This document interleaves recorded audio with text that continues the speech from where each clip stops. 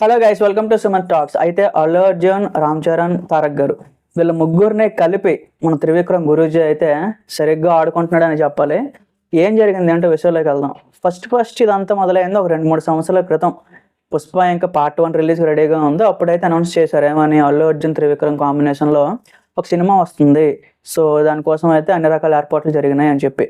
So మరేమో తెలియదు, పుష్ప వచ్చిన తర్వాత అల్లు అర్జున్ ఇమేజ్ పెరిగిపోవడం, సో తర్వాత ఇంటర్నేషనల్ లెవెల్ వరకు వెళ్ళిపోవడం. అల్లు అర్జున్ ఏంటంటే త్రివిక్రమ్తో అంత కరెక్ట్ కాదు అని చెప్పి మళ్ళీ త్రివిక్రమ్ని వెనక్కి పెట్టి అట్లీతో సినిమా ఓకే చేసుకున్నాడు. సో ఓకే, ఇక్కడ వరకు బాగానే ఉంది. అయితే మరి త్రివిక్రమ్తో అనుకున్న కథ ఏమైంది?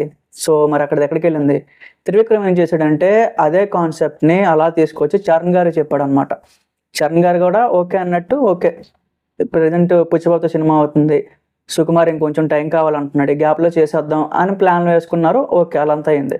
మళ్ళీ కరెక్ట్గా కొన్ని గంటల నుంచి ఇంకో న్యూస్ సర్క్యులేట్ అవుతుంది.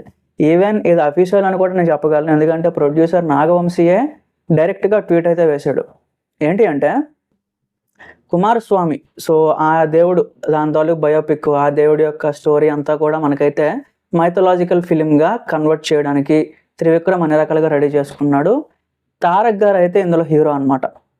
సో చూసారా, అసలు ఎక్కడ అల్లు అర్జున్తో స్టార్ట్ అయిన స్టోరీని చరణ్ గారికి వచ్చి, చరణ్ గారి నుంచి తారక్ గారికి వచ్చింది. సో ఈ రకంగా 1 by 1 స్కిప్ చేసుకుంటా ఇన్ని ఛాన్స్లు వచ్చినాయి మా త్రివిక్రమ్కి. బట్ ఇక్కడ కొంతమంది ఏం చెప్తున్నారంటే, చరణ్ గారికి చెప్పిన స్టోరీ వేరు. సో చరణ్ గారితో సినిమా ఉంటుంది, క్యాన్సిల్ అవ్వలేదు, చరణ్ గారితో ఏ రోజుకైనా సినిమా ఉంటుంది, యాజ్ ఆఫ్ నో కొంచెం డిలే అవ్వచ్చు, బట్ ఇమీడియట్ ప్రాజెక్ట్ ఏంటంటే తారక్ గారితో ఉంటుంది అని చెప్పి. ఓకే, కానీ నాకు మాత్రం పర్సనల్గా అయితే త్రివిక్రమ్ కాంబినేషన్ అసలు ఇష్టం లేదు గైస్. అసలు నేను జరగాలని కూడా కోరుకోవట్లేదు.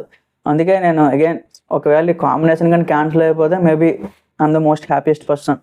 సో ఖచ్చితంగా జరగాలి, ఎందుకంటే త్రివిక్రమ్ని ఇప్పుడు చరణ్ గారు ఓకే చేయించడం అది కరెక్ట్ కాదు. మేబీ అందుకే సీనియర్ డైరెక్టర్ కన్నా ఇప్పుడు యంగ్ డైరెక్టర్లు చాలా ఇంపార్టెంట్.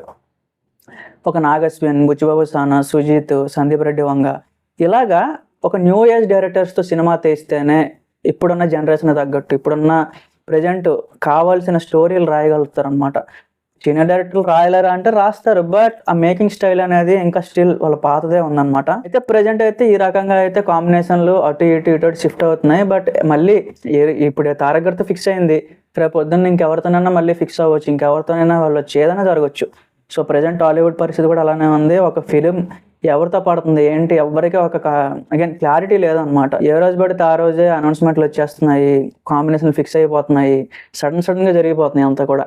సో చూద్దాం గైస్, మరి చరణ్ గారిది RC-17 సుకుమార్తో కాకపోతే ఇంకెవరితో చూద్దాం. దాని మీద కూడా నాకు అఫీషియల్గా క్లారిటీ ఏం లేదు. వస్తే మాత్రం ఖచ్చితంగా పోస్ట్ చేస్తాను. Thank you.